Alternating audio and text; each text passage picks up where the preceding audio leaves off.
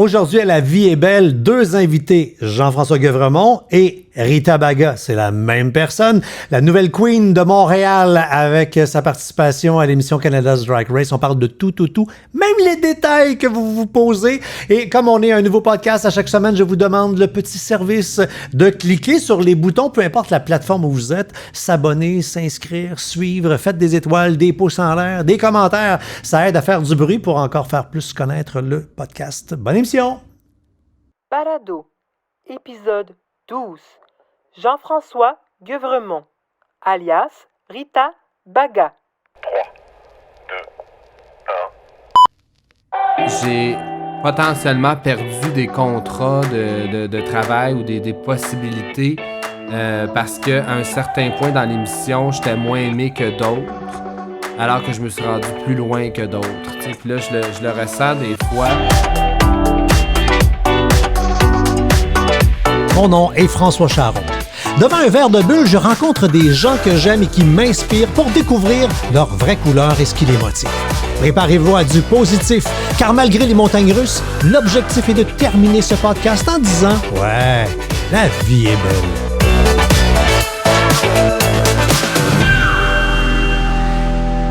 Jean-François, bonjour. Allô? Jean-François Guevremont. Pour les gens sur YouTube, on voit Jean-François Guevremont. Les gens qui nous écoutent en balado audio vont entendre Rita Baga. Oui, ben là, c'est la même personne, mais pas vêtue de la même façon. Là, je suis déjà dans la correction, c'est Guevremont, mon nom de famille. Il n'y a pas d'accent aigu. Ça part bien mal. Ça part vraiment mal. Ouais, ça m'a fait plaisir, bye. C'est ça, bonjour, bye. Le concept est simple, on prend des bulles, on jase. De toute façon, toi, comme drague, t'es habitué de boire en travaillant? Oui, c'est pas le cas de toutes les dragues, mais effectivement, je suis venu que pour ça. Voilà. Content de te rencontrer parce que moi, ça fait... Tu vois la couleur de ma barbe, là. Toi c'est teint, là, mais moi, c'est naturel. Depuis toujours, je suis client de show de drague. C'est un univers que j'ai toujours aimé. J'aime le côté flamboyant, j'aime le côté drôle, j'aime le côté bitch, j'aime l'ensemble de la chose. Puis c'est la première fois que j'ai comme la chance de m'asseoir avec une drague, de jaser. Jaser de la personne. Et on s'est lavé les mains, push, COVID avant, les gens qui nous regardent sur YouTube. Ceci est des... Oui, voilà. Ça sent le propre. Ça sent le propre. Je parlais avec mes amis, puis même des gens qui vont souvent voir des shows, le monde a 1 million de questions. Là, puis là, on va s'asseoir, on va prendre une petite heure, on va jaser. Hey, Chin, prends ton verre. Chin, on n'est pas supposé avoir de contact. Non, mais on n'a pas à travers le plexiglas, Chin. Comme au dépanneur. Merci. On a une caissière à travers le plexiglas. On a l'air chez Jean Coutu. Écoute, j'ai exercé ce métier assez longtemps, payé mes études. Hein? C'est un retour aux sources. Voilà. Quand même. Donc, présentement, on te connaît surtout, le grand public. Tu sais, c'est comme ton nom, un grand public. Là. Canada Drag Race, on s'entend que ça aide à faire connaître quelqu'un. Là. Ouais, mais en fait, c'est ça. J'ai fait plusieurs choses là, dans le passé. Ça fait quand même 14 ans que je fais ça. Mais grand public avec un G majuscule, là, effectivement, où est-ce que le monde m'a vu, là, c'est cette année que ça se passe. Puis après Canada Drag Race, on en parlera, mais là, les portes des télés conventionnelles ouvrent. On t'a récemment vu à Nouveau, avec Julie et compagnie. Fait que là, c'est comme... Ça décolle, ton affaire, c'est cool. Ben oui, c'est le fun. Puis c'est surtout le fun qu'il y a une espèce d'ouverture du vrai monde. C'est pas juste la nuit cachée des bébites là, entre le monde qui connaissent ça, que des télédiffuseurs grand public ouvrent leurs portes à cette couleur-là, on va dire ça de même. Ben oui, j'ai l'impression que longtemps, ça a été une porte qui n'était pas fermée, mais disons entrouverte, et là, elle s'ouvre de plus en plus. Donc, c'est le fun qu'on puisse en bénéficier. C'est une belle nouveauté, en fait, une belle ouverture. Hein? On va jaser de Canada Drag Race pour le fun. Parce que nous, ce qu'on voit, c'est un show. Ton approche au show. Parce que si on pense que les drags, c'est des gens colorés, des gens un peu bitch. Et toi, t'arrives, puis clairement, tu fais... Moi, il y a des games que je jouerais pas, là. Ouais, ben en fait, quand ça a été annoncé que je participais, là, mes amis proches me disaient tout mon Dieu, j'ai hâte de te voir. T'es tellement pas expressif dans la vie de tous les jours, j'ai hâte de voir ça parce que plus que la moitié de l'émission, on n'est pas en drague, en fait. On est filmé en préparation de. Puis c'est ça que ça a donné. En fait, en le regardant, je fais comme, j'ai vraiment été moi-même, finalement, parce que je suis rentré là en me disant, moi, je veux gagner. C'est ça ma mentalité, là, mon état d'esprit quand je suis rentré. Puis dans la vie de tous les jours, je suis pas très drame. Les situations conflictuelles, je les évite ou les annule. Et je suis rentré en me disant, là, moi, j'embarquerai pas dans ce que je vois dans la version américaine, là, le crêpage de chignon, le lançage d'objets. Puis Pleurer. Pleurer. Non, je vais rester, je vais faire mes affaires. Puis j'ai comme le syndrome la première de classe. Là, je veux tout le temps avoir la note parfaite. Puis j'écoutais. Là, j'étais très attentif pendant le show. Et je voulais être sûr de manquer aucune direction. Puis même si mon anglais est très bon, c'est un facteur de plus dans « faut que j'écoute puis je manque rien » pour m'assurer de respecter les consignes puis me rendre le plus loin que je peux, c'est-à-dire jusqu'à la fin. Et c'est ce qui est arrivé. C'est fascinant parce qu'à tous mes invités, je fais faire un test Nova, un test psychométrique pour mieux comprendre leur personnalité. Puis, on pourrait s'attendre à recevoir un résultat, justement, d'un test de quelqu'un qui est flamboyant. Puis, et tu te connais super bien parce que ce que tu décrivais, c'est ce que je vois sur la petite feuille que j'ai devant moi. Toi, t'es dans tâche pas à peu près, là. Le rouge détermine la dominance, le défi, l'action, déterminé, exigeant, et le bleu, la conformité, la rigueur, des objectifs, la précision. T'as 96 et 93 de ces deux-là. Toi, là, c'est on le fait bien, on le fait vite, on le fait bien, on le fait vite. C'est une machine de guerre.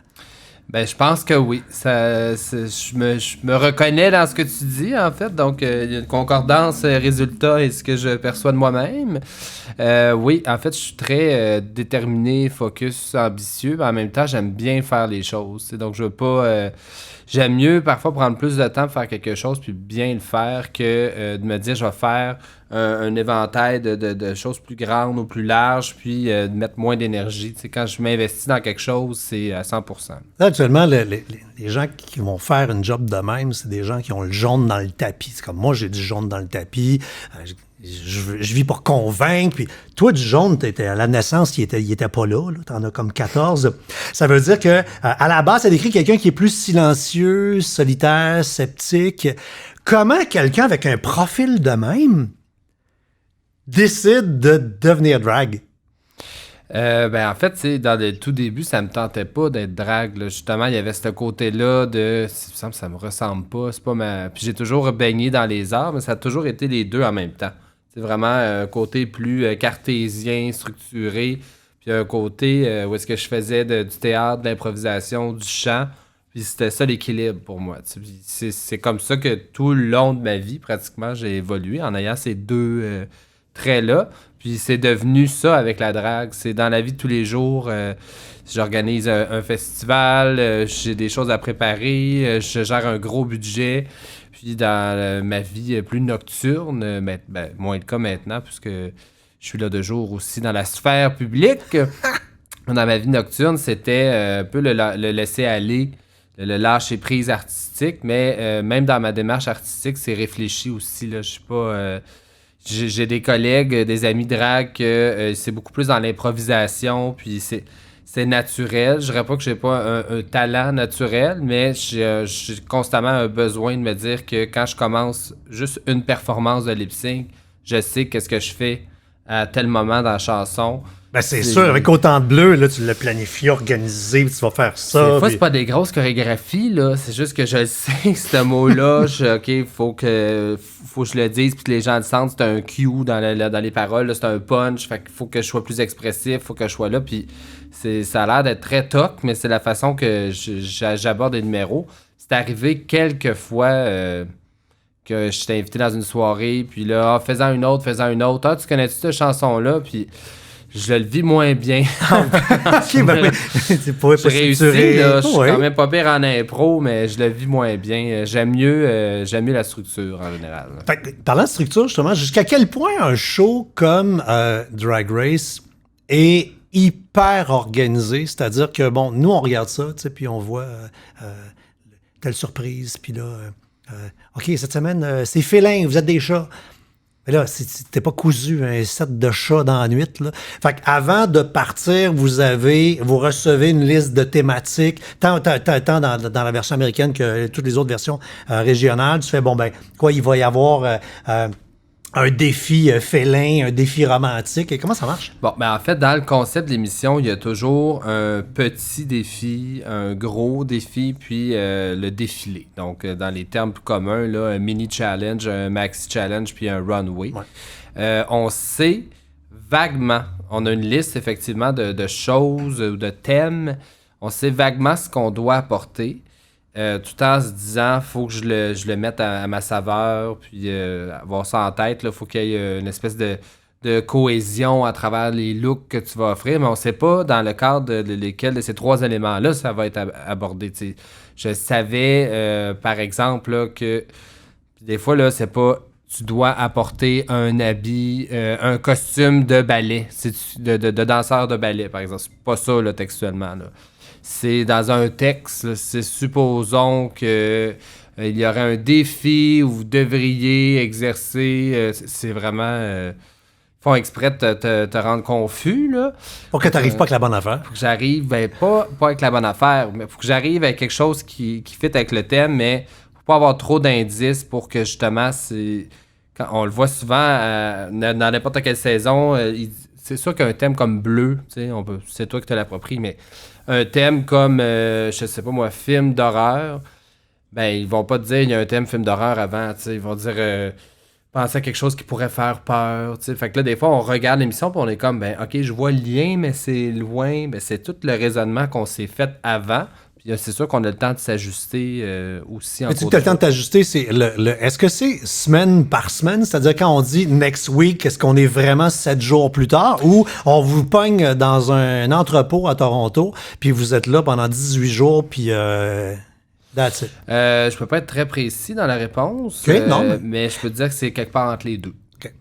Parce qu'effectivement, quand on fait ce genre de show-là, il y a une partie qui est un contrat où il y a des affaires que tu peux dire et des affaires que tu peux pas dire.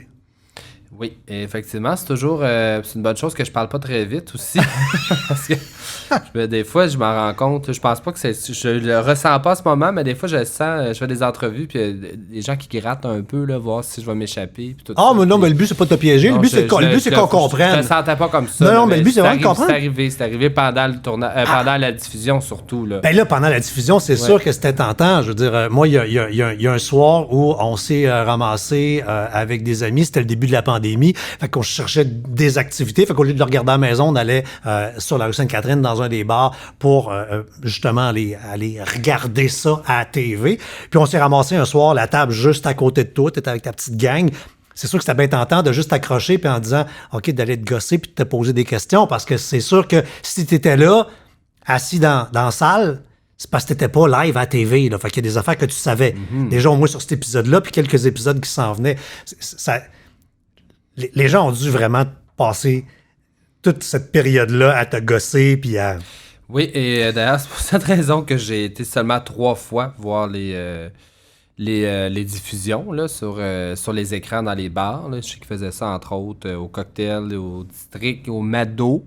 J'ai été 3 fois et c'est tout. Parce qu'à chaque fois que j'y allais, j'allais à la salle de bain, là, puis là, je me faisais accoster en revenant.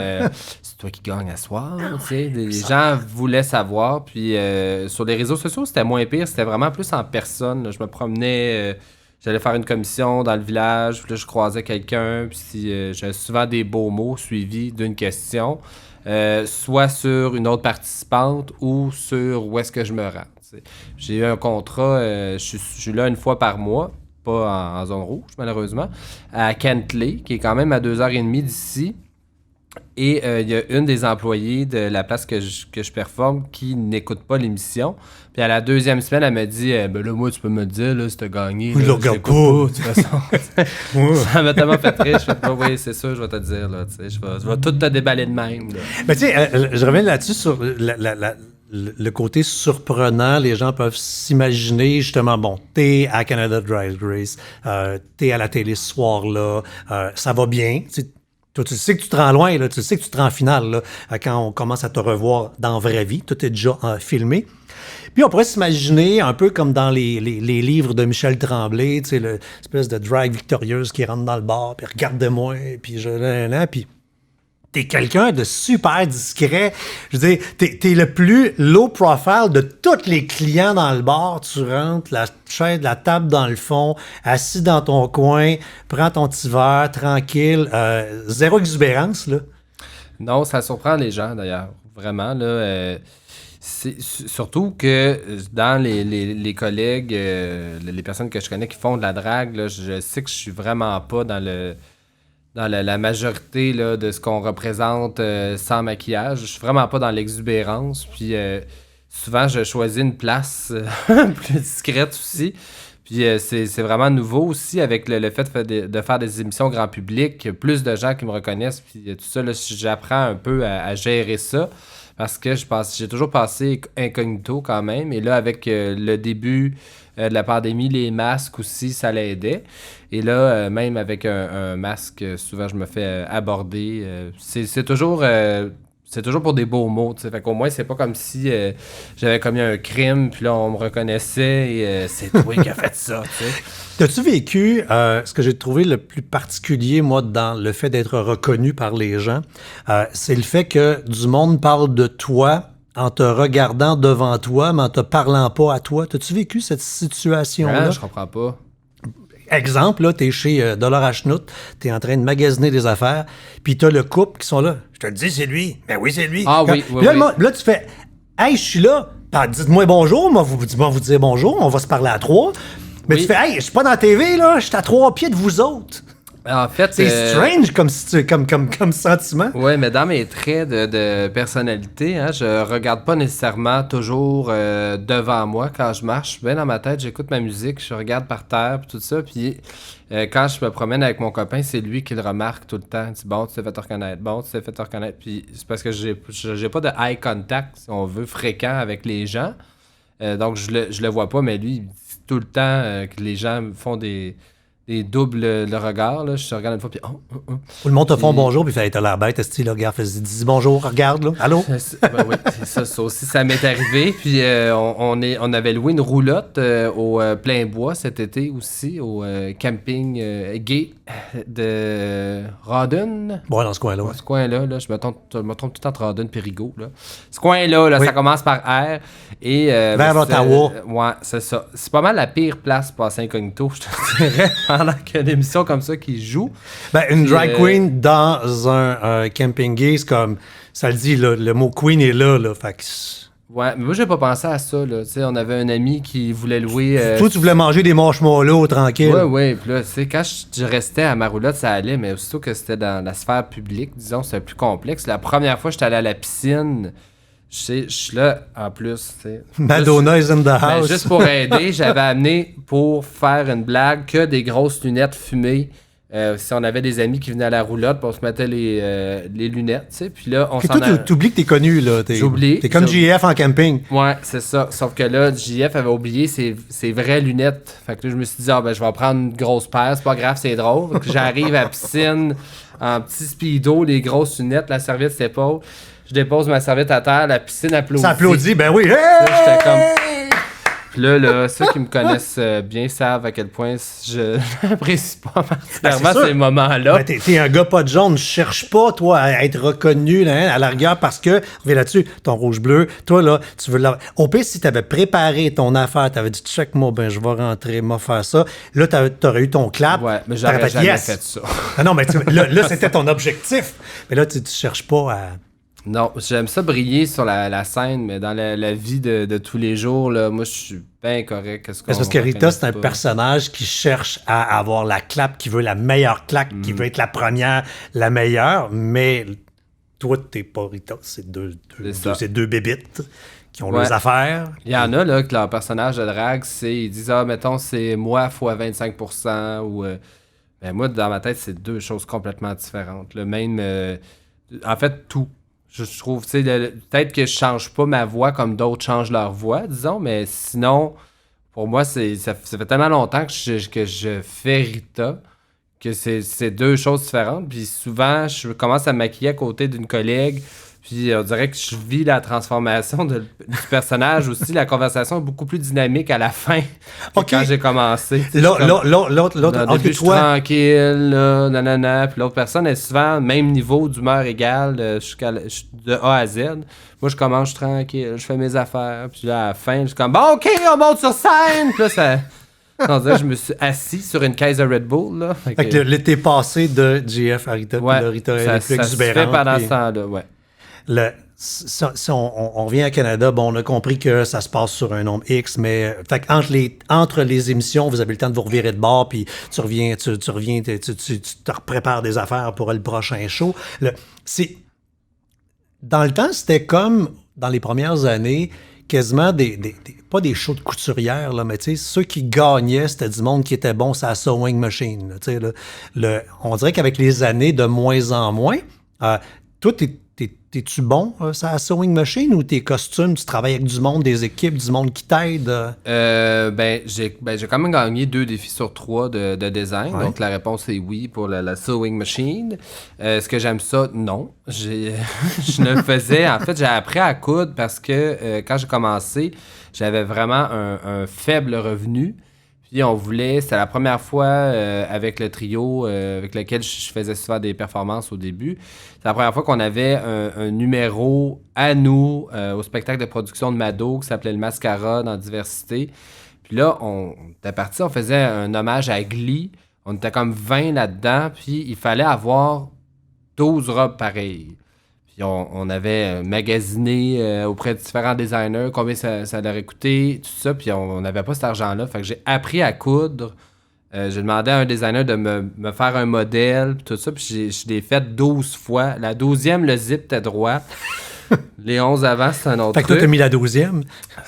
Ouais, on peut dire ça comme ça. J'étais beaucoup plus large à l'époque, c'était plus facile, il fallait être moins minutieux pour le zip. Mais blague à part, c'est comme ça que j'ai appris à coudre. Et par contre, j'ai mis ça de côté vraiment longtemps. T'sais. Puis je trouve aussi, c'est une bonne observation qu'effectivement, au début, dans les premières saisons, il demandait beaucoup plus un peu le côté, j'ai envie de dire old school de la drague. Là, donc vraiment le 101.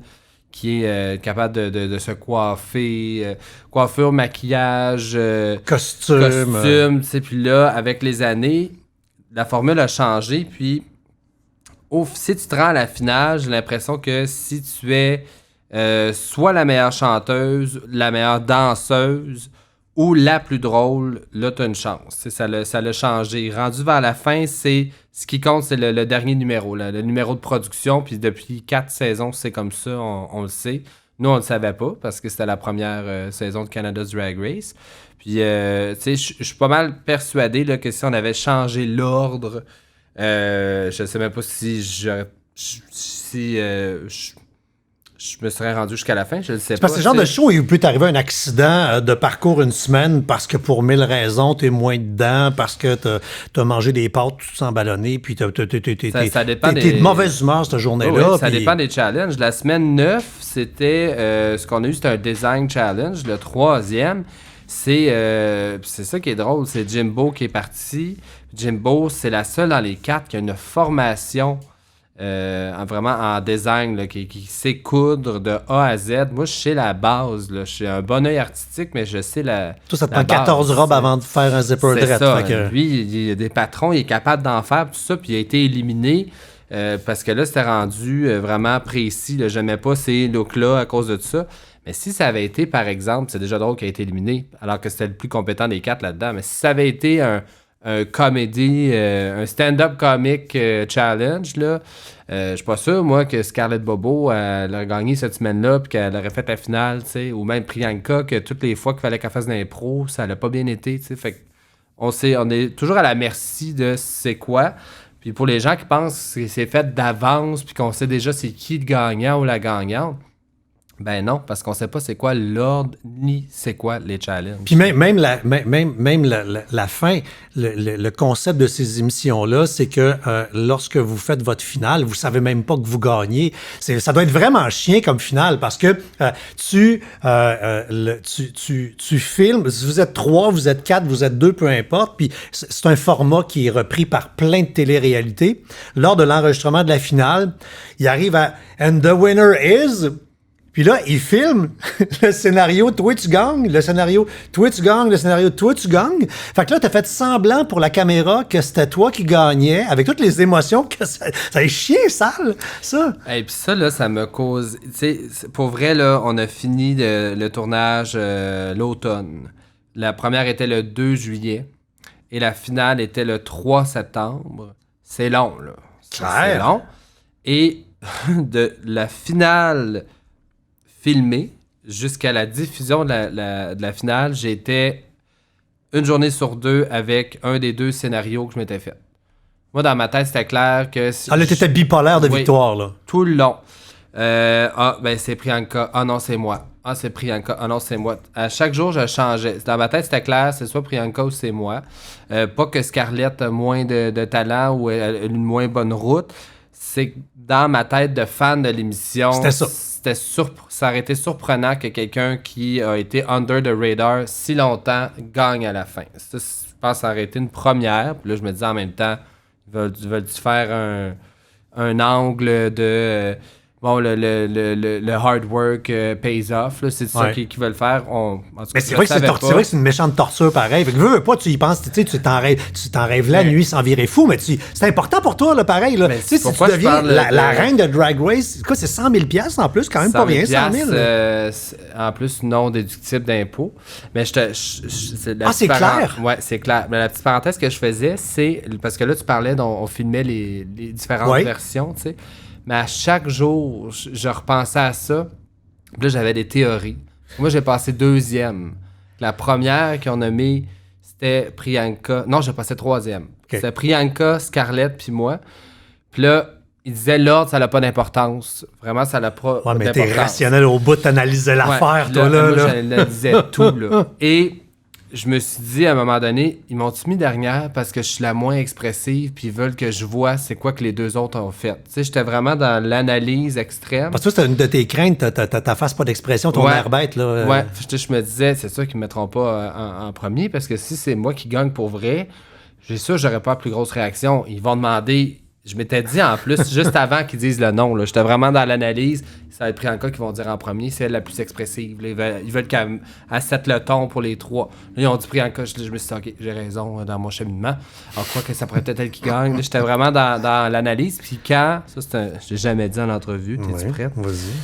Quand j'ai terminé, il faut tout faire un speech. Ils disent ton nom, là, tu fais une réaction, oh mon Dieu. Puis après ça, donc, on le fait 3 fois. Puis, on fait 3 fois le bout où est-ce que Brooklyn Heights, une des 3 juges, te donne le sceptre. Puis, elle te dit « My Queen ». Puis là, il faut que tu dises 2-3 phrases. Puis après ça, t'avances. Puis, elle dit « Prince, my Queen ». Ben, juste avant qu'on fasse tout cet exercice-là, la chef des scénaristes là, de l'émission est venue nous voir pour nous faire un speech. Pour nous dire là, imaginez que vous gagnez pour vrai. Nanani. Puis, elle me regardait. Fait que là, je me disais, elle me dit ça parce que je suis pas expressif, parce que ça fait 10 semaines qu'ils me disent que je suis pas expressif, tu sais. Fait que elle me parle. Puis quand j'ai fini, j'étais à la dernière, puis quand j'ai fini mon speech, là, c'était fini, OK, tu rap, nanana. Elle est venue me voir, puis elle a dit, merci, là, c'était vraiment ça que je voulais comme réaction. Moi, j'ai traîné ça. Tu te dis, c'est parce qu'elle est contente, elle va le passer à la TV. Ben, c'est ça, mais sans faire, ils nous ont répété plusieurs fois là, que la décision, elle se faisait pas pendant le tournage. Là. Ça allait être les mois après. Mais dans ma espèce de bipolarité du moment de je gagne pas, ça revenait souvent. Ah, mais elle me dit félicitations. Ah, mais là, on ne sait pas finalement. Ah, mais chaque jour, ça change. Fait que là, des mois de suspense arrive le soir J. Tu te ramasses dans un bar. Puis là, t'étais chez Mado, je pense, pour la finale? Ouais. Fait que là, avec des fans craqués, là, que là, je veux dire, ils vont là, puis toi, t'en as aucune idée. C'est capoté pareil. Fait que t'étais au même niveau que tout le monde dans la salle, en disant « Je vais-tu gagner, je gagnerai pas », mais c'est toi qui passes à la TV. Quand même, comme situation, là, c'est dans le Mais particulier. j'avais l'impression que je n'allais pas gagner. OK, fait il y a des journées que tu gagnais, des journées que tu gagnais pas. Et cette journée-là, t'as fait « Non, je gagne pas ». Depuis la semaine... En fait, j'analyse beaucoup. Oui. Puis l'émission, le format de l'émission, je le connais, je les ai vus. Puis en plus, que je les avais déjà vus plusieurs fois, les saisons, c'est ça, je les ai réécoutés avant de partir, de m'isoler. 93 de bleu, t'as analysé la patente, des grilles, pourquoi c'est que la recette, c'est une Donc, je comprends qu'il y a une formule quand même. Puis une recette. c'est une recette et ils nous filment beaucoup. Puis ils gardent selon qu'est-ce qu'ils veulent te donner comme trame narrative, disons, pendant l'émission. Puis là, ça s'en venait. Je sais, même si je savais c'était qui se rendait les trois jusqu'à la fin, l'angle qu'ils prenaient pour certaines personnes faisait que je changeais à chaque semaine de OK. Puis à la semaine 9, quand ça l'a terminé, je me suis dit, il me semble, connaissant la finale, et je savais que Priyanka elle avait été excellente à la finale, là. Il me semble que dans l'espèce d'arc de télé-réalité, là, ça ferait du sens qu'elle gagne. T'sais, moi, mon arc était comme ça, puis jusqu'à la fin, ça a été quand même surprenant. T'sais. Un peu comme dans une élection, il y a des gens qui partent, puis les sondages, toute une vague qui monte, puis... Et aussi... on sait qu'on était en pandémie, on pouvait pas être les trois ensemble, c'est ce qu'ils voulaient au début, qu'on soit les trois ensemble à la même place. Je viens de Montréal, Bobo de Vancouver et Priyanka de Toronto. Là, c'était impossible qu'on soit les trois au même endroit. Puis quand j'étais arrivé au cabaret, il n'y avait pas de caméra, il n'y avait pas rien, puis tout ça. Puis là, ça a été une confirmation. Je disais, je gagne pas parce qu'ils veulent toujours avoir un Kodak. Un Kodak. Ils vont s'arranger que... Ils vont dire à un journaliste, pas à toi, mais ils vont dire à un journaliste, t'aurais vraiment, vraiment avantage à être au Mado avec un Kodak. Fait que j'étais, de toute façon, des fois, même si je suis très rationnel, j'ai comme l'impression d'entendre ou de voir. Sentir des signes de la vie, là. Puis depuis une semaine avant la finale, je me disais, c'est pas moi qui va gagner. OK. Mais se rendre top 3, se rendre à la fin de ça, c'est quand même... C'est wow, là, on s'entend là. Je me sens comme une gagnante quand même. Ça, c'est pas pour être cute, je le pense pas vrai. Ça amène le fait de faire une tournée. Là, ça a été une drôle de tournée cette année parce que là, avec la pandémie, tout le kit, t'as vécu les joies de faire des shows dans des cinéparcs. Tu sais, ça a été l'année des shows des cinéparcs. Comment t'as trouvé ça? Un peu comme on fait en ce moment en étant chacun des experts et expertes du Purel. Hein? Ouais. On les essaie tous, puis là, on a des commentaires. Ah, celui-là, il est plus crémeux. Celui-là, il est en gel. Ah, il s'en fort, lui. Là, à la fin, j'avais ça avec les cinéparcs. J'étais comme, OK, celui-là est bien installé. L'écran est assez grand. Fait que j'ai trouvé ça, spécial, mais d'un autre côté, Voss Events, c'est la plus grosse compagnie de production de tournée de drag qui ont fait l'émission RuPaul's Drag Race et Canada's Drag Race maintenant. Puis c'était eux autres qui produisaient ça, donc je me disais, ça va être une grosse production, ces gens-là savent ce qu'ils font, puis c'est une grosse machine. Donc j'ai été vraiment comblé de savoir qu'on avait cette opportunité-là, parce que dans ma tête, aussitôt que l'émission a commencé... C'était fini.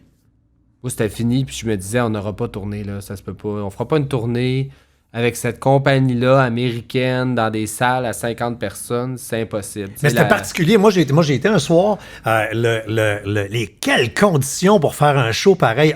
Le soir où j'y étais, la moitié du monde avait pogné à COVID. était pas là. Fait que toi, à Montréal. À Montréal. Fait que là, toi, tu t'es ramassé à quelqu'un qui aime organiser puis penser ses affaires d'avance. On t'a garoché sur le stage. Ah oui, c'est toi qui anime. Ben oui, l'animatrice absente. Oui. La gagnante absente. Chorégraphe. Ben, on avait la gagnante de Montréal, c'est correct. Ouais. Le chorégraphe, les danseurs absents, l'habilleur aussi. Donc, c'est une production de 12 personnes qui se ramassent à 5. Ça, je l'ai su à 14 heures de préavis, à peu près. Puis, on savait pas ça ressemblait à quoi le setup du cinéparc à Montréal. Puis, on revenait de Calgary qui avait un Turbotron sur la scène avec 2 écrans sur les côtés. On avait un VR pour se changer. Ils avaient réservé le centre TELUS à côté, les loges pour qu'on change. La on vraie avait affaire. un service de card qui nous amenait. Là, on arrive là. C'est pas un gros stage, c'est un petit stage avec un écran de grandeur moyenne, on va se dire ça de même. Un petit stage, un écran de grandeur moyenne, aucune, pas protection, mais aucune division claire et étanche entre le public et l'arrière-scène. Puis moi, je travaille pour un festival, là, c'est mon pet peeve, comme on dit, la séparation arrière-scène devant. Et non seulement ça, l'emplacement aussi et le fait que, comme c'est proche de l'autoroute et qu'il y a des riverains, on peut pas klaxonner. Ben c'est ça l'affaire, c'est que quand on va voir ce genre de show-là, ce qu'on a compris, c'est que la façon d'applaudir, c'est de faire pout. Un, il faisait moins 1000. Moi, j'avais mon manteau d'hiver, j'avais une couverte sur le dos. Je vous regardais vous autres en robe à moitié tout nu. Puis là, c'est comme que le vent d'en face, comprends-tu? La pluie. Moi, j'ai vu le premier show. C'est sûr que quand je suis parti, il a commencé à mouiller. On a arrêté 20 minutes. C'est clair. Ah non, il faisait vraiment fret. Puis là, on applaudissait en faisant pout. Pour nous, dans le char, c'est un côté drôle. Je vous imaginais, vous autres, à regarder des lumières de char puis vous faire pout. Je me disais, pauvres eux autres sur le stage, ils doivent capoter. Ben, je pensais ça au début, puis en le vivant, c'était cool. C'est le fun. On sent, parce qu'on sait que le son est relié à des personnes. Mais en plein milieu du show, tu as été obligé de dire... Ouais, mais là, on s'est fait dire par la police que vous avez pas le droit de faire pout. Ben, fait que là, on flashait... avant, on flashait lumière, tu sais. Ouais. Fait que c'est comme un show silencieux. Ben, ce que j'ai trouvé particulier, c'est que à Calgary, tu sais, le numéro que j'ai fait, en plus, je l'ai changé à la journée même. J'ai rajouté des bouts dedans à Montréal parce que j'avais plus de danseurs. Mais à Calgary, j'avais un fond qui m'avait fait en vidéo, en animation qu'on avait filmé au préalable, avec des planètes, puis tout ça. Et j'avais des danseurs, tu sais, c'était pas la même chose. Puis le spectacle était pas du tout la même chose. Okay. Puis là, moi, je revenais de ce trip-là. On arrive à Montréal, j'ai tombé out, je dis à tout le monde, c'est ta gang, c'est ton monde, c'est ta ville. Le public de Montréal sont vraiment le fun. Puis finalement, on arrive là, pas d'animation, la gagnante pas là. C'était pas le du c'est comme une tournée avec du budget, puis oups, il y a eu un show pas de budget involontairement. Oui, là, j'ai vu des critiques passer aussi. Voyons, ça m'a coûté 120$ mon billet, puis ça avait l'air d'un show Cabaret Mado, puis même à ça, sont meilleurs au Cabaret Mado. Je lisais les affaires passer, puis j'étais puis toi qui es perfectionniste à mort, tu disais que tu devais mourir par en dedans. Ouais, puis c'est drôle parce que j'ai des amis qui sont venus à Ottawa, qui était la dernière ville qu'on faisait. Et là, Brooklyn et Priyanka ont eu le hockey pour revenir, et les danseurs aussi. Puis on a fini ça, là, c'était le meilleur des 4. OK, cool. Puis j'ai des amis qui ont été à Montréal, que je leur ai dit, hey, venez à Ottawa si vous pouvez, là. Tu sais, ça vaut le 2 heures de route, là. On a le show complet. Ils ont dit, c'était le jour et la nuit. C'est tout la même chose. Je suis désolé pour les gens de Montréal qui l'ont vu. J'ai eu des bons commentaires quand même. Par contre, c'est sûr que quand tu vas voir un show de production puis la moitié du cast n'était pas là, on le sait. Oui, puis de l'autre bord, c'était particulier. Nous, on était assis sur le haut du char avec des couvertes, avec le masque d'en face. Même si on était sur le haut du char, ils nous demandaient de garder les masques, même si on était à 83 pieds du char. Mais c'est normal, c'est ça. Là. Puis tu sais, comme, je vais vivre ça une fois dans ma vie. Ce genre d'événement-là, c'est l'expression once in a lifetime, c'est ça. C'est ça. Imagine la gang de Voss Events, ils sont partis le lendemain du dernier show à Ottawa pour commencer la tournée américaine du spectacle d'Halloween dans les drive-in. Là, j'ai vu sur les réseaux sociaux la semaine passée, il neigeait. Alors, ils font un spectacle d'Halloween à l'extérieur sur la scène. Tempête de neige. Il y en a une qui fait un genre de split puis qui slide dans la neige, ça scène. Je regardais ça, j'étais comme cauchemar. J'ai l'hiver en plus.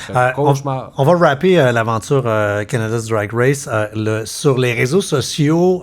Tu sais, les gens qui suivent ces émissions-là, il y a une partie du monde qui embarque puis qui embarque pas rien qu'un peu. Là. Ils vont à fond, puis comme s'ils saisissent pas le deuxième degré de l'affaire, puis c'est comme à fond la caisse. Les réseaux sociaux, ça a rock'n'rollé à un moment donné, là, vers la fin. C'était intense, rare. Là. Ben, je pense que, en fait, là, je sais que l'espèce de base de fans de l'émission est très intense. Ouais. Ça se joue dans les deux sens. Ils sont très intenses, ils t'aiment, t'adorent. C'est cool parce qu'ils vont suivre. Ouais, c'est un fanbase écœurant. C'est vraiment un fanbase particulier. Et là, j'ai fait des petites recherches quand même parce que même si j'adore les téléréalités, je regarde beaucoup de télé québécoises, les téléréalités québécoises aussi, moins les américaines ou européennes. Puis, je demandais à des amis qui en suivent, est-ce que ce fandom-là existe ailleurs? Puis on m'a répondu oui. Dans le sport aussi, apparemment. Aussi, les gens qui suivent le hockey, là, qui ont leur équipe, ben toutes les autres équipes, c'est de la chenoute, puis ils savent le nom des joueurs, puis tout ça. Je suis comme, OK, c'est un phénomène là, que je pensais pas qu'il était assez universel. Maintenant, l'autre facteur, la pandémie, le confinement, je pense que les enjeux de santé mentale ont été très défiés, ont été en surenchère, disons. Ouais. Puis c'est certain que on n'a pas d'endroit pour se rassembler. On dit souvent, Drag Race, c'est le hockey des queers. On se rassemblait des grosses gangs là, au cocktail. J'ai déjà vu 200 personnes pratiquement, puis ils rentrent même pas ça là-dedans. Là, pour regarder ça, ils ont installé des télés de plus. T'sais. Puis là, c'est des espaces de discussion, puis d'échange, puis tout ça. Puis là, on n'a pas ça. Puis les réseaux sociaux ont pris beaucoup de place dans les derniers mois. Mais c'était rendu qu'on assistait à ça là, directement de la maison.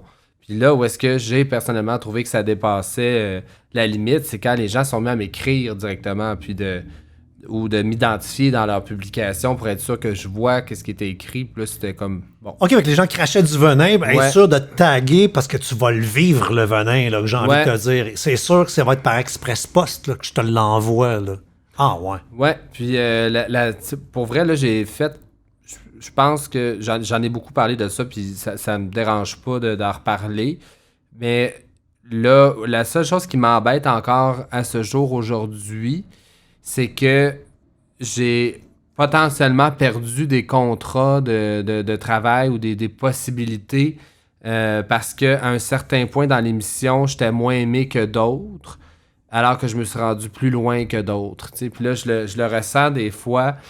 parce qu'on est toujours, les travailleurs autonomes, les artistes, on est toujours un peu en attente. En fait, on n'est pas libre de où est-ce qu'on veut travailler nécessairement. On attend de se faire engager. On dit toujours, you're only good as your last show. Fait que si ton dernier show est bon, tu vas être réembauché, puis il faut que tu sois présent sur les réseaux sociaux, que tu sois gentil. Puis... Mais dans notre monde aussi, j'ai l'impression que ça a un impact au niveau international, au niveau des tournées, parce que les gens qui sont pas dans ta ville, dans ta province, dans ton pays même, il suffit à ce qu'ils voient en ligne. Ouais. Puis là, ça donne que il y a eu des tournées qui sont annoncées que je vais peut-être être dessus, puis il y en a d'autres que je ne suis pas dessus, puis il n'y a pas de raison à part ben je l'aime moins celle-là.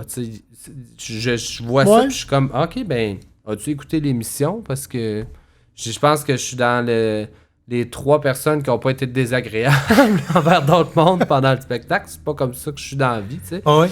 Puis c'est assez particulier de voir qu'il y a beaucoup de gens qui, j'ai l'impression, qui, pendant l'émission, se fiaient à... à un moment donné, j'ai eu une petite vague de bashing. Les gens se fiaient à ça pour prendre des décisions sur des tournées ou quoi que ce soit. J'ai vraiment trouvé ça particulier. Là, tu parles de tournée. Fait que donc, l'après télé-réalité, ça ouvre vraiment des portes, hein?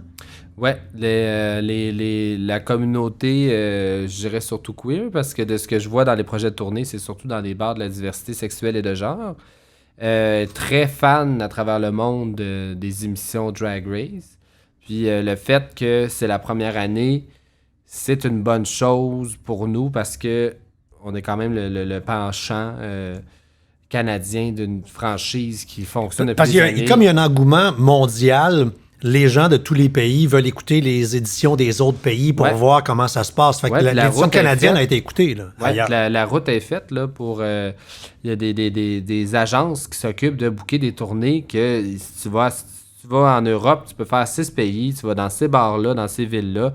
Des petits tours qui sont organisés. Puis là, ils te mettent... Là, je suis là-dedans en ce moment. Là. Je suis en train de penser à rien avant septembre l'année prochaine, pratiquement. Là. J'essaie d'être... assez d'avance pour bien préparer les trucs et réaliste aussi avec la situation actuelle. Mais on est là-dedans à penser, OK, je pourrais aller là, je pourrais faire ça, je pourrais faire ça. J'ai 2 copines de ma saison, Jimbo puis Kane, qui ont été très rapides puis qui ont réussi à aller au UK. Ils sont pognés là-bas. Ils sont venus à temps. Ils sont venus juste à temps. Qui ont réussi à faire une tournée. Jimbo est resté pratiquement un mois, puis il a fait plein de shows. Puis les gens nous aiment beaucoup. Au UK, on passait à la BBC 3, tu sais. Fait que c'est le fun de pouvoir prévoir ça. Puis en même temps, comme je t'expliquais, moi, je sais qu'il y en a une autre tournée à une autre place que là, j'ai pas été mis dedans parce que le promoteur, je suis moins dans ses cordes. Il y en aura d'autres. Mais quand même, je me trompe-tu si... Parce que cet univers-là, c'est comme le showbiz, hein? Il y a du monde qui travaille pour rien, pour gratis, puis il y a du monde qui réussit à en vivre, comme les chanteurs, puis les comédiens, puis compagnie. La drague débutante dans un bar, c'est vrai qu'elle fait 25$ la toune? C'est ça le salaire? T'es bien informé quand même. Oui, c'est pas mal ça le standard encore aujourd'hui. Puis là, on dit débutante. La débutante peut rester 12 ans. Là. J'en ai des amis drague qui ont le même salaire depuis 12 ans. C'est parce que je suis pas un spécialiste, là, mais une perruque que les cheveux bougent quand la tête elle bouge, c'est cher en calvaire. Tu sais, parce que tu as la perruque raide, là, que ça, sont tous capables. On va des affaires de costumes, là, puis ça coûte rien, coûte 20$. Là, puis, vous avez du cash sur le dos, là. Ça coûte cher faire ce job-là. Ça coûte cher, puis c'est inconcevable dans ma tête que les salaires n'ont pas changé depuis 20 ans, pratiquement, pour les dragues. Et puis c'est une toune à un kit, une toune à un kit, une toune à un kit, puis elle a encore les mêmes souliers. Quasiment, là. Fait que la barre est haute en colline. Ouais, puis quand j'ai commencé, là, j'ai commencé les mardis. Puis quand j'ai été engagé pour faire le spectacle, faire une chanson, après avoir longtemps été là juste pour animer dans la foule, je me rappelle plus si c'était 50 ou 75 qu'on me donnait, mais c'était pour la soirée. Là, fait que pour tes 3 tonnes, fait que ça revient à 25$. Une toune les mardis. Mais là, dans les 2 dernières années, j'ai animé les mardis. Puis avec le budget qu'on me donnait, c'était ça qu'il fallait que j'offre aussi aux personnes. Donc, full circle, là, 14 ans plus tard, de commencer en faisant une chanson-là, puis en terminant par animer cette soirée-là, c'est les mêmes salaires. Fait que si je vais chez vous et que je regarde là, l'inventaire que tu as, ça t'a coûté combien à peu près jusqu'à date? Là? Combien tu as? Moi, j'ai plus que 60 000 $ de choses... de costumes, je le sais. Chaque année, dans mes dépenses d'impôts, c'est entre 8 et 15 000, dépendamment des années, si je fais des numéros de production. Puis là, ça va pas s'en aller en ralentissant, là?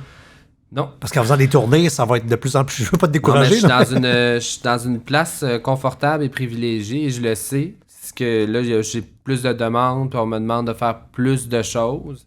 Ben là, j'ai un plus gros pouvoir de négociation qu'avant. Puis... aussitôt que tu sors des bars, l'argent est là.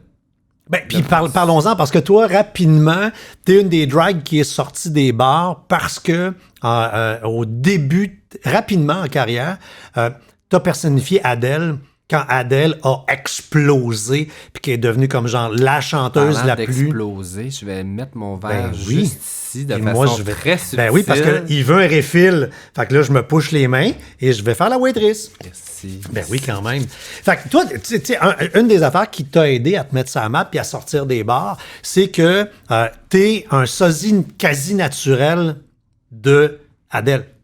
Oui, c'est sûr que ça l'a aidé, là. Ça fait... Mais t'as pas le droit d'y ressembler de même. C'est elle qui me ressemble, en fait. Je suis plus vieille.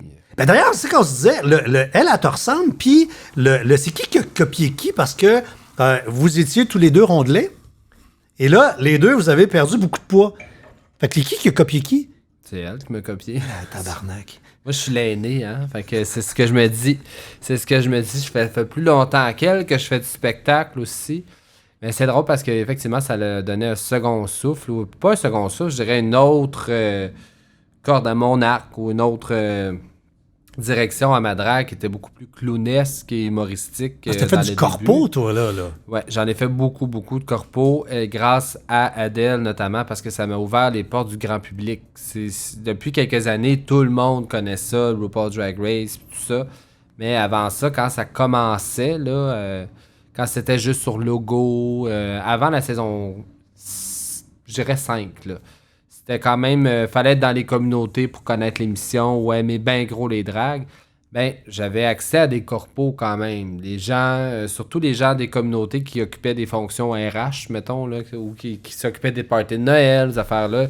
Ils disaient, ça pourrait être le fun, on va faire changement, on va avoir une drague, tu sais. Non, mais attends, c'est pas rien qu'une drague, c'est que ta Adèle n'était pas clown. Non. Fait que c'était vraiment Adèle. Mais c'est ça Fait qu'on que là, vendait pas. t'as un party de Noël de compagnie, t'as 1000 personnes qui sont là-dedans, la grosse affaire, le gros band.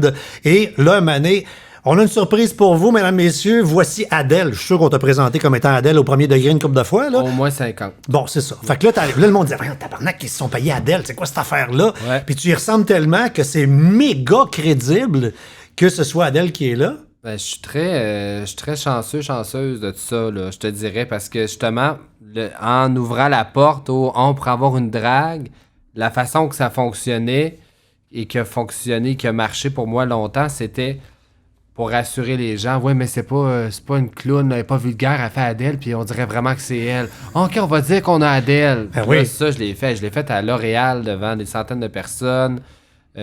Puis d'ailleurs, j'ai déjà passé après des très grands noms québécois. Fait que là, les gens pensaient que ça se pouvait. Tu sais. Ben oui. Se Il y a un build-up de vedette, fait qu'à voir. Tu te fais présenter après Marie-Mé, Lara Fabian. C'est comme, ben oui, oui, Adèle, OK, c'est- ben, OK, c'est il sûr. manquait Adèle. Ben manquait oui. Adèle, tu sais. Adèle. Hein, Donc, Saint-Léonard, ça c'est logique. passait.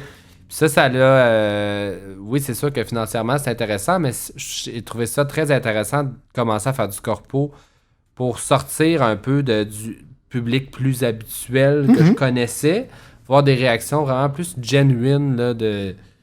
Mais là, attends, là, surprise, tu sais, d'étonnement. t'es dans les bars, c'est dur de gagner sa vie, on s'en comprend. On a jasé. Là, tu tombes dans le corpo, tu commences à faire un peu des sous. Tu ressembles à Adèle, puis là, tu as dit que c'était toi le leader. Fait que toi, alors que tu ressembles à Adèle, entre autres, parce que t'es un peu chubby, tu décides de perdre du poids en disant « Asti, j'y ressemblerai peut-être plus C'est pas ça qui est arrivé, OK. là, en fait. Là. Non, moi, j'ai eu une » gastrectomie. Vous vous êtes appelé? Une gastrectomie il y a 4 ans. C'est vraiment pas Adèle qui dicte ma vie, là. Hein? Je comprends le gag, là. Mais c'est pas ça qui est arrivé, mais ça a toujours été la fluctuation de poids. Ça, c'est vraiment space, parce qu'on a toujours été synchro. À un moment donné, elle n'avait perdu son album 25, je pense. Puis je n'avais perdu un peu à ce moment-là. Puis là, le monde de la drague, les clients, mes amis disaient « Hey, c'est drôle, on dirait que vous êtes appelés, tu sais. » Puis là... C'est comme juste deux planètes qui se Ouais. suivent Ben sans là, comprendre. Elle a comme disparu. Là, moi, j'ai une gastrectomie fin 2016. Puis gastrectomie, tu perds beaucoup la première année. Il y a un plateau. Après ça, tu as 30% des gens qui en reperdent encore. Ouais. Puis une grande majorité qui en reprennent un peu. Et une petite minorité qui en reprennent. Ça puis qui- redécolle. Ça redécolle, tu sais. Puis là, ça a donné que Manet a comme semi-ressuscité virtuellement. Puis moi, je n'avais reperdu encore. Ça fait que là, le monde disait, ben voyons. Il dirait, s'appelle.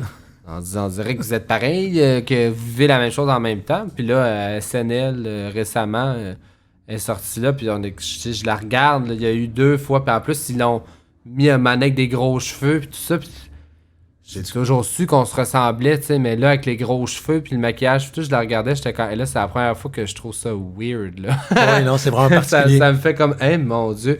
Puis juste la voir avec un gros cheveu, c'est niaiseux, là, mais elle a une perruque à un moment donné, puis un petit kit fleuri.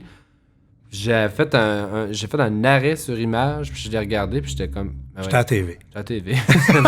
C'est drôle, c'est la première fois que je le vivais, mais vraiment comme des fois les gens me décrivent qu'ils le vivent eux autres en nous regardant. OK, la question que tu te fais demander le plus souvent, mais qu'il y a clairement pas l'ensemble de la population qui l'a entendu, l'histoire du untockage.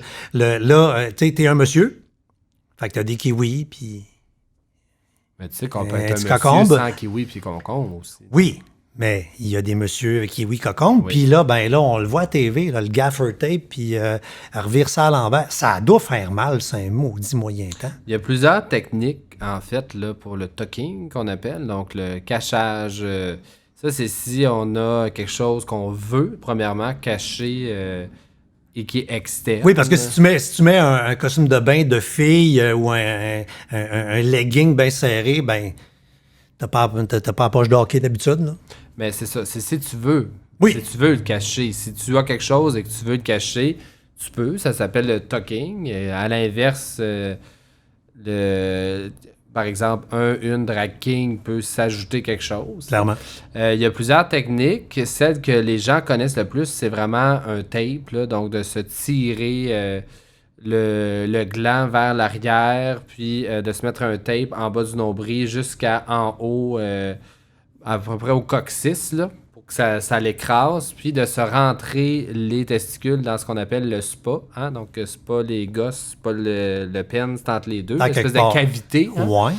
Ça fait mal. Cette partie-là, là, parce que naturellement, si tu as ça, là, cet appareil génital-là, le pénis et les testicules, quand tu t'assois, ça rentre. Il y en a une ou deux qui rentrent dans cette espèce de cavité-là, mais de forcer pour que les deux rentrent quand tu es debout, c'est vraiment pas confortable. Quand tu mets un tape pour écraser ça par-dessus, c'est pas mal le summum, là. C'est pas mal Fait que c'est pour ça que dans des émissions de même, il faut regarder, allez vous désinstaller. On avait Elf Savaille ici il y a quelques semaines qui a connu RuPaul, puis elle a dit il peut même pas s'asseoir quand il est quitté. Il s'est fait faire une espèce backstage de planche un peu en angle, puis il s'accote là-dessus parce qu'il peut pas s'asseoir. Ouais, ben c'est parce que ça dépend de la technique que tu fais. Tu sais, celle-là, je trouve, personnellement, je vous ai tout essayé, là, c'est la plus douloureuse, mais c'est celle qui c'est le plus plat.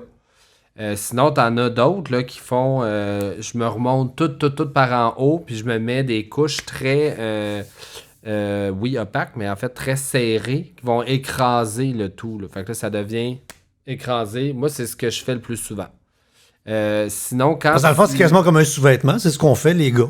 Quand on a une bobette un peu serrée, c'est le paquet par en haut, puis c'est un peu ça. Il y en a d'autres qui se mettent tout le pack, donc le trio McDo, là, Oui. dans un truc qui ressemble à une espèce de G-string, si on veut, qui part de large à moins large. Puis là, c'est comme tu rentres tout en dessous et tu tires les gars sur le côté. Fait que toute l'espèce de sac là, qui contient le trio s'en va vers l'arrière. Donc, il n'y a rien qui est rentré, mais c'est par en arrière. Puis là, pour le monde sur Spotify, vous viendrez voir sur YouTube parce que les mains bougeaient, mais on comprend mieux. Mais en fait, pour donner une image là, de cette technique-là, puisqu'il n'y a rien qui est rentré en tant que tel, la drague qui porte ça, si elle est à quatre pattes, tu le vois. Je comprends. Tu vois le sac, tout est dans le sac, en fait. Là. Et celle-là, c'est pas douloureux. On appelle ça un strapper, nous autres. Un strapper, là. C'est pas tant douloureux que inconfortable. Surtout quand tu l'as très longtemps. Là. Après combien de temps s'arranger? Ça dépend. Ça dépend. Moi, ça me prend... Tu sais, 90 minutes, là, je suis dans le confort. OK. Je suis pas stressé. Puis je sais que je vais avoir assez de temps pour, si j'ai envie là-dedans, d'y aller ou de sortir, me promener 5 minutes, avoir le temps de m'arranger. Par contre, si c'est un look très élaboré, c'est préférable 2-3 heures même. Si c'est vraiment quelque chose d'intense. Puis je connais des dragues que 20 minutes, je vais te donner un nom, Miss Butterfly, 20 minutes maquillage impeccable, rien à dire. Là. C'est une machine. C'est une machine, 5 minutes habillée. Elle, là, tu lui donnes 30 minutes, faut pas que tu y parles là, pendant 30 minutes. Dérange-moi pas. Dérange-la pas. Là. En plus, elle aime ça jaser. Là, mais 30 minutes, impeccable de A à Z. Fait que ça dépend de... Il n'y en a pas beaucoup dans ce genre-là, par exemple. Tu t'as dit, bon, on commence à faire la tournée, faire le tour du monde. T'as commis ceci. Something spiritual. The feeling is mutual. The story typical. The question powerful. The spirit physical. Are we something spiritual?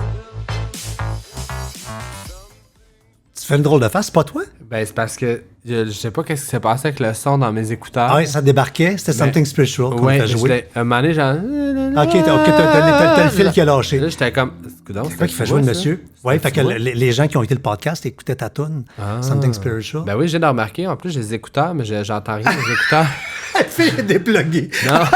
C'est juste pour faire beau. Ils sont en carton. Ben, tu as dit ça, puis j'ai comme réalisé. J'ai des écouteurs depuis tantôt, puis j'ai aucun retour de ça. Bon, c'est pas bien grave. OK, voilà. Ouais, tu commets dans la chanson? Oui, en fait, avant d'être une drague, je chantais beaucoup plus que maintenant. J'ai un background quand même, théâtre musical. J'en ai fait 3 au cégep. J'ai pris 3 ans de cours de chant aussi au cégep, 1 an avant ça. J'ai commencé dans le milieu artistique comme enfant de chœur qui chantait, en fait. Pas enfant de chœur, mais enfant de chorale. Qu'est-ce qu'un enfant de cœur drague, là? Ça fait comme drôle. Ouais, quand j'avais 5-6 ans, à l'église de Boucherville. Puis c'est dans ce que j'aime le plus dans la sphère artistique, c'est chanter. Puis là, j'ai décidé, j'avais toujours mis ça de côté. Si la drague, c'est du lip sync. J'aime pas ça, les dragues qui chantent. Ah non, il y en a J'aime des pas. dragues qui chantent. Ben Je oui. sais, mais en fait, ce que je me suis rendu compte, c'est que j'aimais pas souvent ce que les dragues faisaient comme choix de chansons. Souvent, c'est une satire, une parodie d'une chanson qui existe, ou encore une toune qui dit fucking bitch, most fabulous queen, fuck you, tatati tatata. Tu sais, Puis, ça m'intéressait une pas. drague pleine de bleu, ça fait une tune qui est something spiritual. Voilà, voilà. Mais je cherchais une toune qui sonnait pas. Je suis persuadé que quelqu'un qui écoute ma chanson puis qui me connaît pas ne sait pas que c'est une drague qui chante. C'est ça que je voulais. Cool. Fait que je m'enligne là-dedans. Je caresse le rêve d'avoir un album un jour. Là. J'écris des chansons à temps perdu. Et voilà. En terminant, 2 affaires vite, vite. Tu as fait un clin d'œil sur ta job de jour. Tu es directeur de la programmation de Fierté Montréal. Fait que t'es un monsieur sérieux? Je suis un monsieur sérieux, mais là, je n'ai pas renouvelé mon contrat de travail. Alors, après 7 ans, je termine au mois de décembre et je laisse les rênes à quelqu'un d'autre qui sera... Parce que là, il mais fallait ça- choisir un moment donné. Là. Tu peux pas faire ces 2 Je affaires-là. ne pensais là. pas qu'il fallait choisir parce que j'ai réussi à faire ça pendant 7 ans, d'avoir 2 emplois temps plein. En drague, j'ai toujours travaillé beaucoup. Là. Puis là, c'est devenu ça. Depuis la fin de l'émission, je suis bien signe, là, et je sens que c'était le moment pour le faire. Mais C'était le moment clairement, pour le faire. d'avoir été pendant autant d'années directeur d'un festival qui est en grande partie des shows peut pas nuire à une carrière de quelqu'un qui va... Tu comprends le game quand tu arrives à quelque part. Tu as une compréhension de l'affaire que d'autres dragues n'ont pas pantoute. Là. Ben ça, c'est drôle, je l'ai remarqué dans la tournée de Drive-In. C'est Parce sûr. que les techniciens étaient tous étonnés. Je leur posais des questions, je regardais le setup.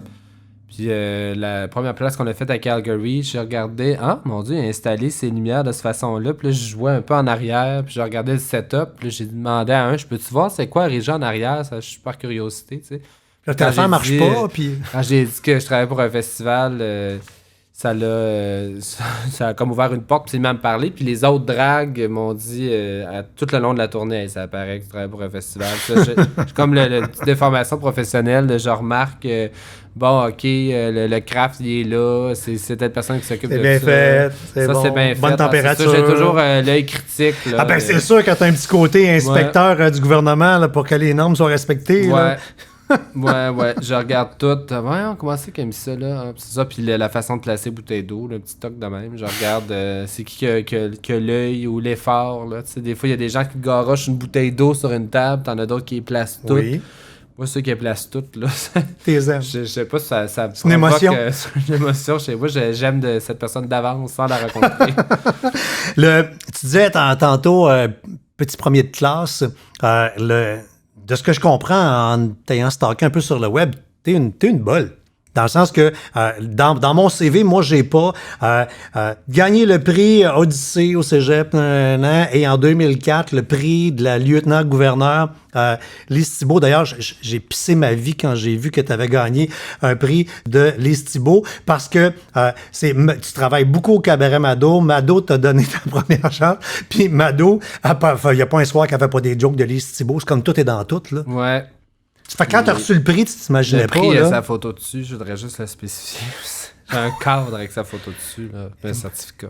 Écoute, Mado va l'acheter. Ouais, non, C'est je le clair. garde, je le garde. Juste en terminant, pour les gens qui ne savent pas, au début de ta carrière, tu ne devais pas t'appeler Rita Baga. C'était quoi ton nom? En fait, mon nom, c'était Rita de Marde quand j'ai commencé parce que c'était un gag d'un soir déjà dans ma tête. Finalement, je me suis fait prendre au jeu. Et en fait, Mado aussi s'est fait prendre au jeu, je crois, parce que c'est elle qui me dit « Ah, c'est intéressant que tu sois là avec les 2 autres, le petit trio. On pourrait vous appeler 3 Stooges. Vous pouvez revenir à chaque semaine. » Et ça suscitait une espèce d'engouement. Là. Les gens commençaient à vraiment apprécier notre présence. Puis, à un moment donné, elle m'a offert de faire quelque chose de plus gros qui était une fin de semaine. Puis quand tu avais une fin de semaine, tu avais ton nom sur le flyer. À l'époque, il y avait des flyers qui étaient aux tables, là, format carte postale. Puis elle m'a dit, par exemple, je peux pas écrire marde sur mon flyer. C'est ça, j'ai pas envie que les gens s'en aillent chez eux avec le flyer, puis c'est écrit marde sur un poster du Cabaret Mado. Fait que là, je vais écrire juste Rita ou change de nom. Puis ça m'a trotté dans la tête. Puis Mme Simone, elle m'appelait Rita Baga depuis que j'ai commencé. OK. Elle m'appelait Rita Baga. Michel Orion m'appelait Rita Bardot. Et de temps en temps, elle m'appelle encore comme ça, Rita Bardot. Je n'ai toujours pas trouvé pourquoi, particulièrement. Et je sais pas pourquoi, Rita Baga, ça me faisait rire. J'étais comme... c'est drôle. Je trouve que ça se dit bien. C'est quelque chose d'un peu intelligent, pas trop niaiseux. C'est comme un jeu de mots. Là. C'est un jeu de mots poche assumé, ouais, je trouve. Oui, c'est comme... puis là, après ça, est venu les enfants, donc le système de mentorat là, de la famille Baga. Puis aucun de mes enfants a un jeu de mots avec Baga, mais ils ont tout le Baga dans le nom de famille. Puis avec la carrière internationale qui est devant toi, tu sais, Rita the shit, ça se dirait pas très bien en anglais, là, anyway, là, tu sais. Ben là, tu sais, il y a une autre Baga, hein, en fait, qui fait en fait depuis plus longtemps que moi au UK, Baga Chips. Elle, c'est son prénom. Oui. Là, on jase parce qu'on aimerait ça faire une petite tournée ensemble, tu sais. Puis on appellerait ça peut-être Baga Balls. Oh, c'est beau, hein? Quand même. C'est beau. À suivre. Écoute, c'est une belle finale. Merci. Merci d'avoir jasé de ça. Merci de... Ça me fait plaisir et merci pour le champagne et l'excellent son dans les écouteurs.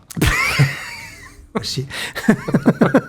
Je demande à mes invités, en terminant, de dire le nom du podcast. C'est un côté quétaine, mais pas parce qu'en même temps, les gens que j'invite, c'est parce que je pense et je sais qu'ils ont envie de dire le nom du podcast parce que c'est comme le travail d'une vie d'avoir envie de se lever le matin ou de faire une petite pause dans le milieu d'une journée et de dire La vie est belle! C'était La vie est belle. À la prochaine.